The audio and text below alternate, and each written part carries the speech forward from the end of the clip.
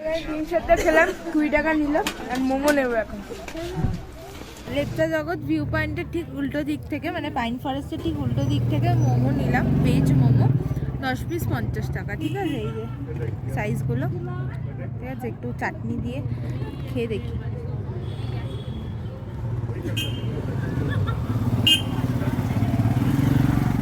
পেঁয়াজ দেওয়া, রসুন দেওয়া, চলো ভালো খেতে। বিগত পর্বের ভিডিওগুলোতে তোমরা দেখেছো কিভাবে এক আরামদায়ক যাত্রার মধ্যে দিয়ে পৌঁছেছিলাম এনজিপি স্টেশন। এনজিপি স্টেশন থেকে গাড়িতে করে ঘুরে নিয়েছিলাম মিরিকের বিভিন্ন দর্শনীয় স্থান। ঘোরা সম্পূর্ণ করে সেই গাড়ি করেই পৌঁছেছিলাম অফবিট মিরিকের শিকারি বস্তিতে। সেই গল্পও শেয়ার করেছি তোমাদের সাথে। পরের দিন ব্রেকফাস্ট সেরে বেরিয়ে পড়েছিলাম পশুপতি সহ লেপচা জগতে সাইট সিন করতে। নিজের স্বপ্ন পূরণ হয়েছিল সেই দিন। একদিকে বিনা পাসপোর্টে প্রবেশ করেছিলাম বিদেশ, আর অন্যদিকে ঘন পাইন জঙ্গলে এক দারুণ সুন্দর সময় কাটিয়েছিলাম। বেশ অনেকটা সময় ছিলাম সেই পাইন ফরেস্ট পয়েন্টে।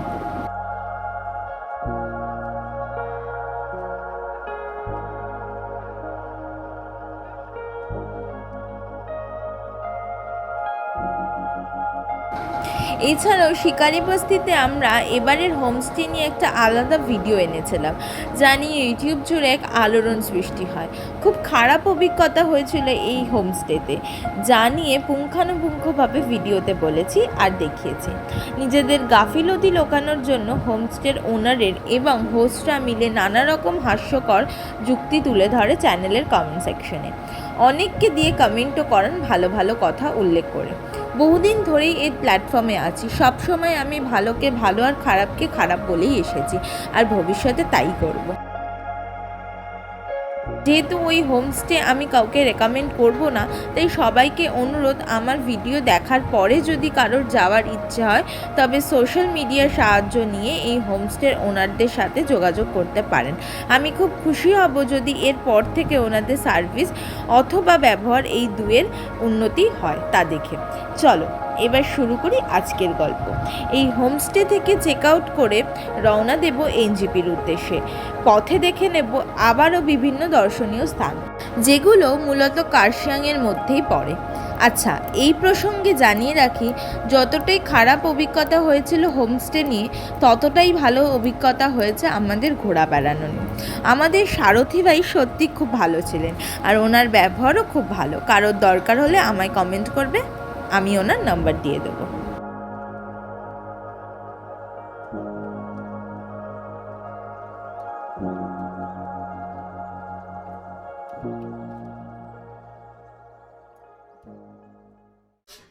তো এখন 6:44 বাজে। এই দেখো সানরাইজ দেখলাম আজকে।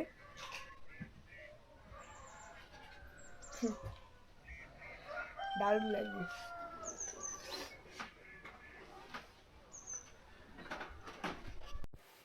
গুড মর্নিং সবাইকে। তো এখন ঘড়ির কাঁটায় বোধহয় 7টা বাজে, ঠিক আছে। তো চা দিয়ে গেছে, আমরা একটু পরেই চা খেয়ে স্নান টান করে ব্রেকফাস্ট করে চেক আউট করবো। তো চাটা নিয়ে যেটা বলার সেটা হচ্ছে, চাটা খুব পাতলা বানায়, মানে জানেন না যে গুঁড়ো দুধ দিয়ে বানায় কিনা, মানে দুধ কম দেয় কিনা। বা আমি কালকেও দেখলাম যে নিচে গোল্ডের টেট্রা প্যাক ছিল। যদি গোল্ড দিয়ে চা বানায় তাহলে এই চা কখনো হতে পারে না, কারণ আমিও গোল্ডের চা বানিয়ে খাই, কিন্তু এরকম চা হয় না। গোল্ডের দুধটাই আলাদা হয়, যেটা এটা সর পড়ে। তা আমার যতটা মনে এটা গুঁড়ো দুধের চা করে, বা দুধটাই কম দেয়, অন্য কোনো দুধ ইউজ করে, যেটাতে জল মেশায় দিয়ে চাটাকে পুরো পাতলা ট্যালট্যালে করে দেয়, মানে যে স্বাদ, চায়ের কোনো স্বাদ নেই। এখন হোমস্টে থেকে চেক আউট করে বেরিয়ে গেছি সাইট সিন করে। তারপরে আমরা যাবো হচ্ছে শিলিগুড়ি, ঠিক আছে। তো কোথায় কোথায় সাইট সিন করবো সেগুলো তোমাদেরকে দেখাবো। তো মাকে আমি জিজ্ঞাসা করবো যে তোমার হোমস্টের অভিজ্ঞতা কেমন লাগলো, কেমন থাকলে, কেমন সমস্ত কিছু।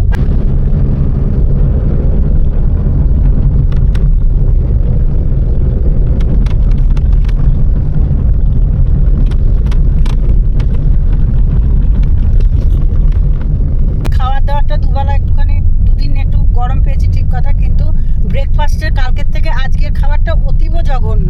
মানে তরকারিটা যেমন হোক, কিন্তু লুচি ওইভাবে খাওয়া যায় না, দাঁত দিয়ে ছেঁড়া যাচ্ছে না। ঠিক আছে।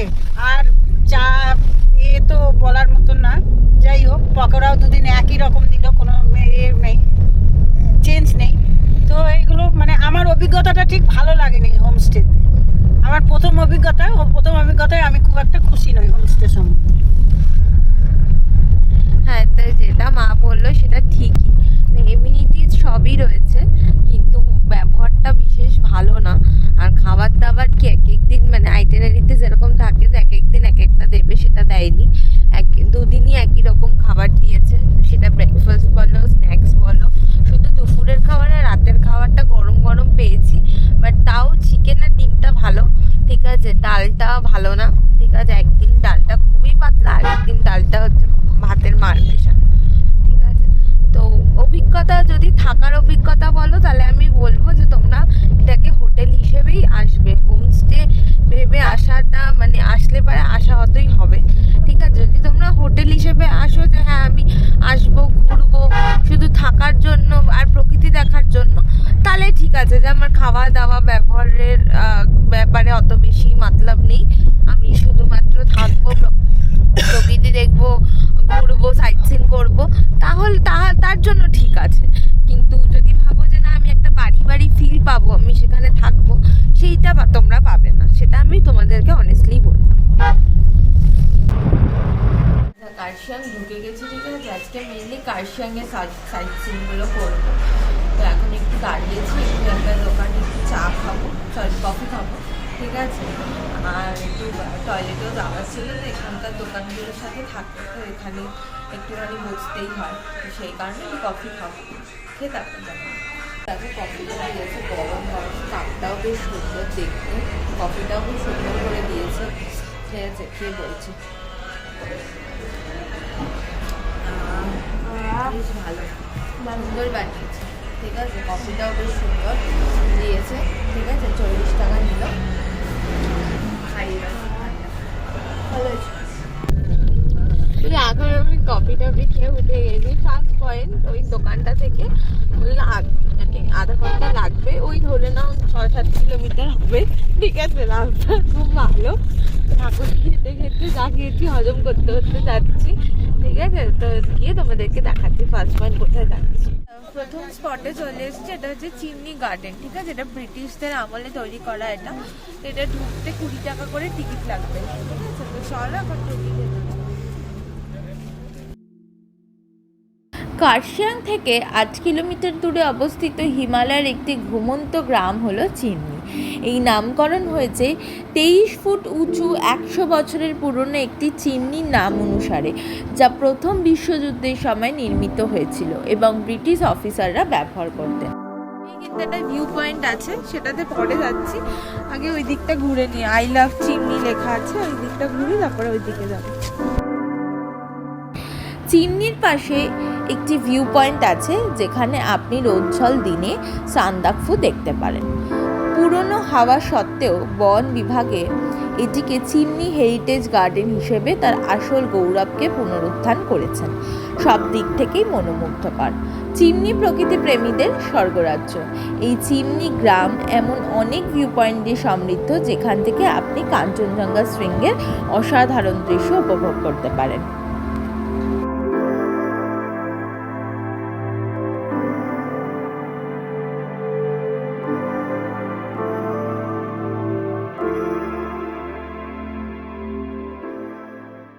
एक्चुअली ये ब्रिटिश का टाइम का है।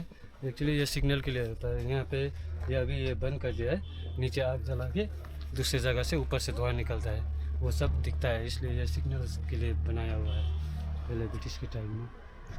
ब्रिटिश आएंगे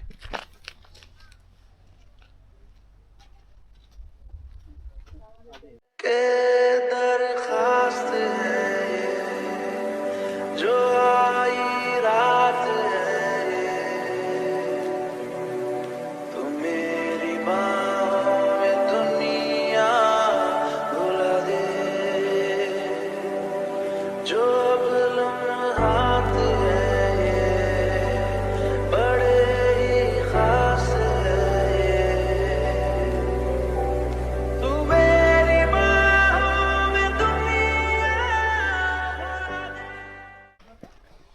জেম্মা কেমন লাগছে? খুব ভালো লাগলো, জায়গাটা দুর্দান্ত, ফটো তুলেছি, খুব মস্তি করে ফটো তুলেছি, ফটো শুট করেছি। তোর কেমন লাগছে? দারুণ দারুণ, আকাশ ক্লিয়ার থাকলে আরো দারুণ ভিউ আসতো। ও, अभी ये क्लाउड में है ना।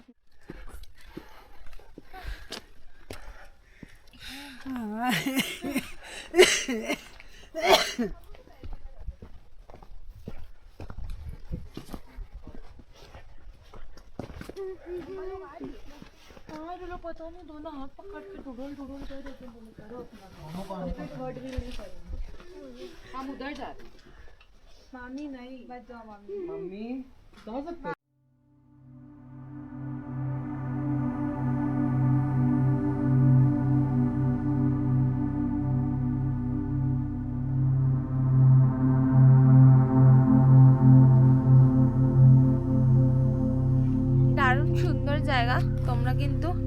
তোমরা কিন্তু পাইন ফরেস্টেও কিন্তু ছবি তুলতে পারো, প্রচুর পাইন গাছ আছে।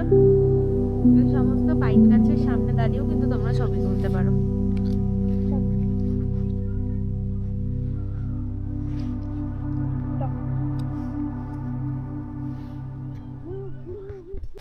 তো দেখো দারুণ ভিউ, তোমরা আসবে, যত কষ্ট হোক না কেন আসবে। দারুণ জায়গা, এখানে ভিডিও রিল সব বানাতে পারবে, ফটো তুলতে পারবে, দারুণ জায়গা।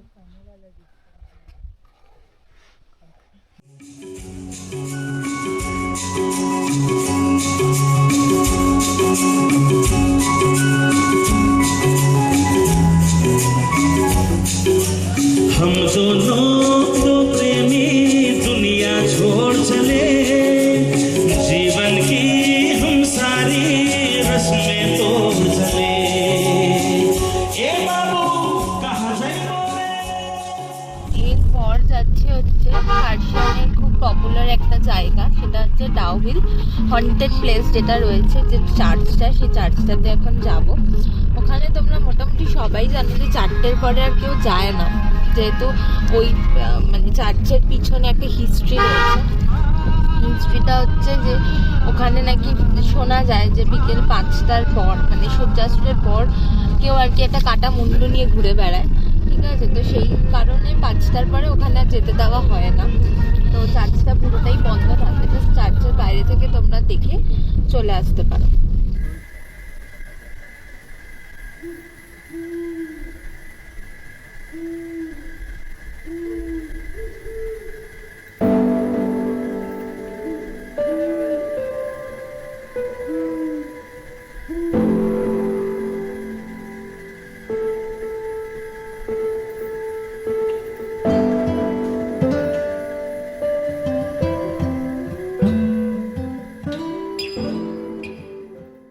এটা হচ্ছে ডাউহিল স্কুল, ঠিক আছে? এটা এখন বন্ধ আছে, ওদের উইন্টার ভ্যাকেশন চলছে। ডিসেম্বরে জানুয়ারি উইন্টার ভ্যাকেশন চলে, আবার ফেব্রুয়ারি থেকে নর্মাল স্কুল চালু হয়। তো এখানে স্কুল হয়, এখানে কাউকে ঢুকতে দেয় না, শুধুমাত্র স্টাফরা ছাড়া কাউকে ঢুকতে দেয় না। আর এটাও কিন্তু কাইন্ড অফ হন্টেড বলা যেতে পারে।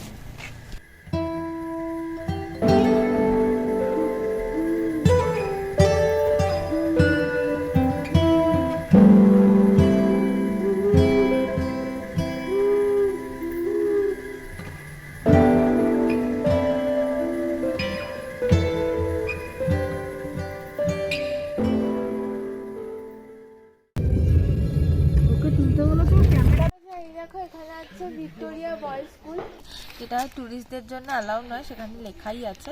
আর এটাও এখন উইন্টারের জন্য বন্ধ আছে, ফেব্রুয়ারি থেকে চলবে।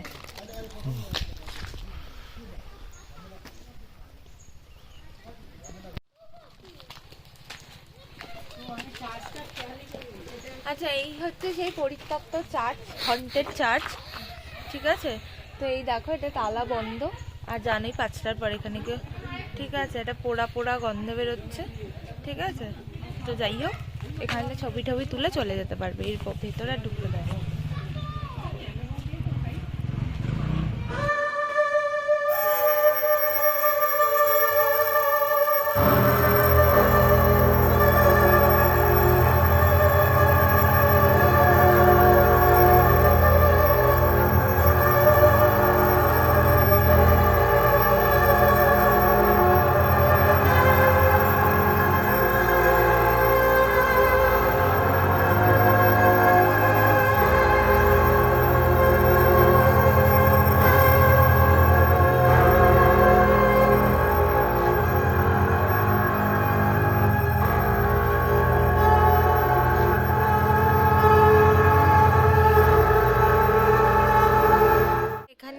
বিকেল 5টার পর মানে সূর্যাস্তের পর থেকে কিন্তু বিভিন্ন রকমের ডাক শোনা যায়, আওয়াজ শোনা যায়। মানে এমনিও এখানটা ঢোকার সময় এটা গা ছমছমে ব্যাপার মানে কাজ করছিল। যেহেতু এখন দিনের বেলা প্রচুর লোক আছে বলে ঠিক আছে, কিন্তু সন্ধ্যের দিকে এলে কিন্তু এমনিতে আসতে দেয় না, ঠিক আছে, কিন্তু এখানে কিন্তু পুরোটা একটা গা ছমছমে ব্যাপার আছে কিন্তু।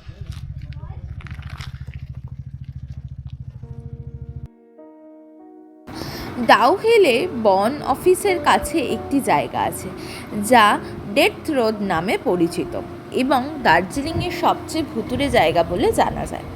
কাঠ কাটতে যে শ্রমিকরা প্রায় জঙ্গলে যান তারা জানান যে জঙ্গলে একটি মাথাবিহীন ভূত ঘুরে বেড়াচ্ছে এবং তারা বেশ কয়েকবার হাঁটা এবং দৌড়ানোর শব্দ অনুভব করেছেন।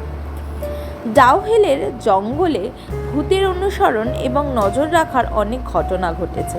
কেবল মাথাবিহীন ভূতই নয়, এমনকি ধূসর পোশাক পরা এক মহিলা ভূতও দেখার খবর পাওয়া গেছে। প্রচুর ছবি তুলেছি, তো ছবিগুলো দেখার জন্য অ্যাজ ইউজুয়াল তোমরা ইনস্টাগ্রামটা ফলো করে দেবে, আর ফেসবুক পেজ আছে সেটাও ফলো করে দেবে, সুস্মিতার গল্পকথা, দুটোর নামই সুস্মিতার গল্পকথা। তো চলো এখন পরের ডেস্টিনেশনে যাওয়া যাক, চলো। अभी यहाँ का क्या है कि इसके ऊपर अलाउ नहीं है। अभी बाहर से जो लोग आता है टूरिस्ट वगैरह अलाउ नहीं करते। आप इसके ऊपर जाना चाहते हैं तो ये इसको देखिए, अब इसके ऊपर एक 2 होम स्टे है। आप होम स्टे में स्टे करके आप लोग अंदर जा सकते हैं। वो जो आप चर्च बंद चर्च दिख रहा है तो वो भी आप ऊपर होम स्टे में रहेंगे तो होम स्टे से आप लोग को दिखा देगा ये सब। আচ্ছা, পাইন ফরেস্ট আমরা গেলাম না, কারণ কালকে লেপ্টো জগতে পাইন ফরেস্ট আর চারিদিকেই পাইন গাছ রয়েছে, আর ওই জন্য আর যাইনি। আর আজকেও দেখলাম একটু আগেই পাইন ফরেস্ট, ঠিক আছে, কালকেও দেখেছি, সেই কারণে আজকে আর যাচ্ছি না।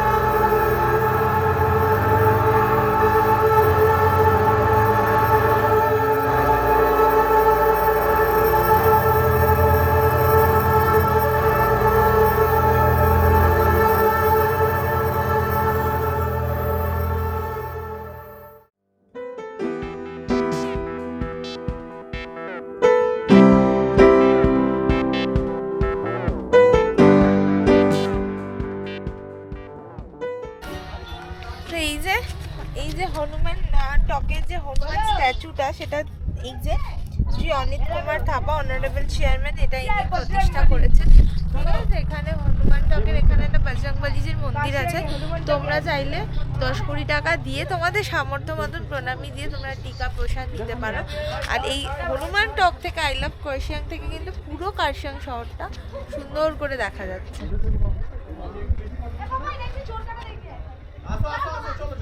হ্যাঁ, খেয়েছি, ওই ওরকম খাবার দাবার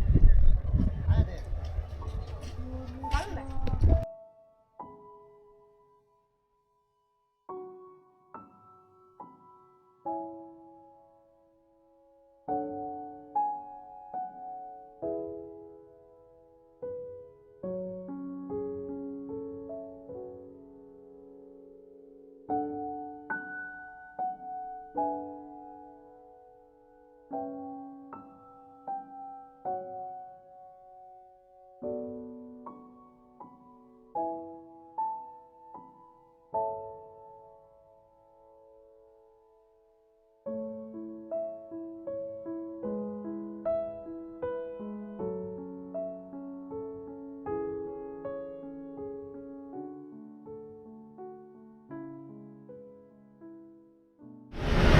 বারের মতো ঘোরা কমপ্লিট।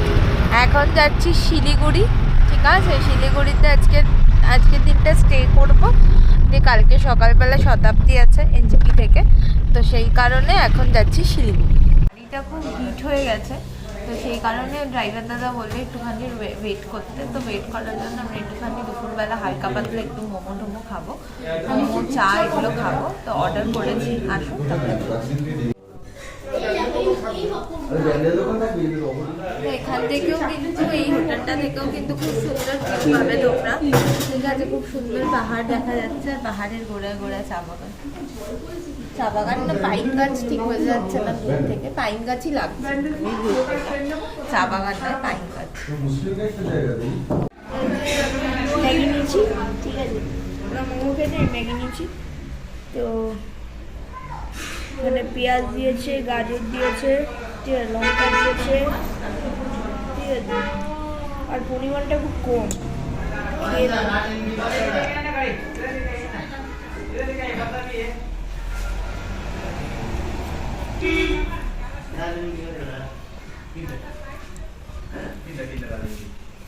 এটা খুব ভালো। এই ছিল আমার উত্তরবঙ্গের পুরো ট্রিপ, ঠিক আছে। অবশ্যই জানিও যে ট্রিপটা তোমাদের কেমন লাগলো।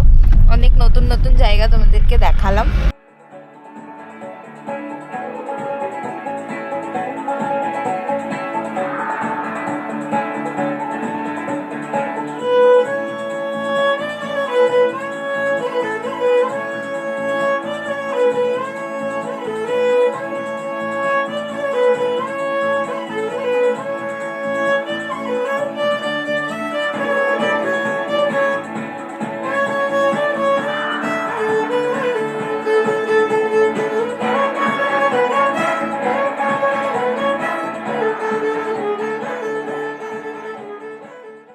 Later. আচ্ছা, এটা হচ্ছে পুরো রুমটা, ঠিক আছে।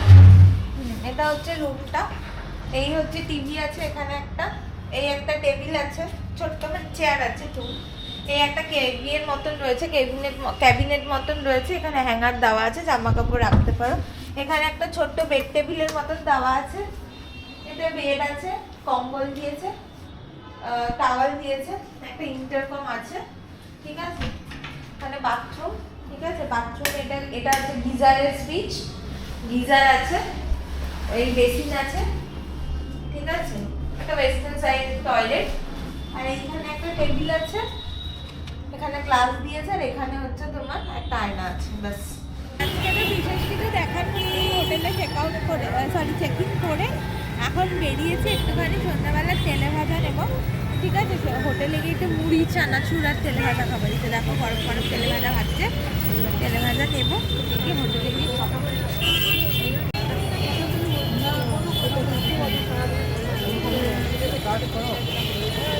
বিভিন্ন রকমের চপ পাওয়া যায়, বেগুনি পাওয়া যায়, ধনে পাতার পাওয়া যায়, কুমড়োর পাওয়া যায়, আর লঙ্কার চপ পাওয়া যায়। আমি নিচ্ছি বেগুনি আর ফুলকপির পকোড়া, মানে চপ আর কি, ঠিক আছে। তিনটে করে নিচ্ছি, দু রকম, ঠিক আছে, বেগুনি আর ফুলকপি। তো এখন মুড়ি পাটি হবে। এই যে বললাম তেলে ভাজা নিয়ে এসেছি, যে পেঁয়াজ কাটছি, ঠিক আছে। চানাচুর দিয়ে, তেল দিয়ে, পেঁয়াজ দিয়ে, তেলে ভাজা দিয়ে মুড়ি খাওয়া হবে।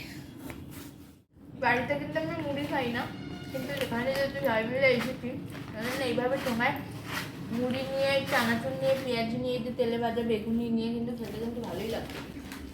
আমিও মুড়ি খাই না, মুড়ি খাওয়া বন্ধ হয়ে গেছে, কিন্তু বেশ মস্তি করে মাখলাম। পেঁয়াজ, তো কাঁচা লঙ্কা, চানাচুর, তেলে তার সাথে বেগুনি, ফুলকপির চপ, দারুণ খেতে লাগছে, তাই মস্তি করে সবাই মিলে খাচ্ছি।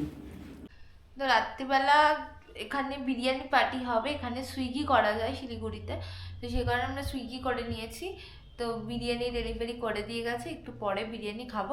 এক plate biryani, 2 piece chicken, 2 piece আলু, একটা সেদ্ধ ডিম, মাত্র 200 টাকা। তো ভিডিওটা ভালো লাগলে জানো কি করতে হবে। ভিডিওটা ভালো লাগলে লাইক করবে, কমেন্ট করবে,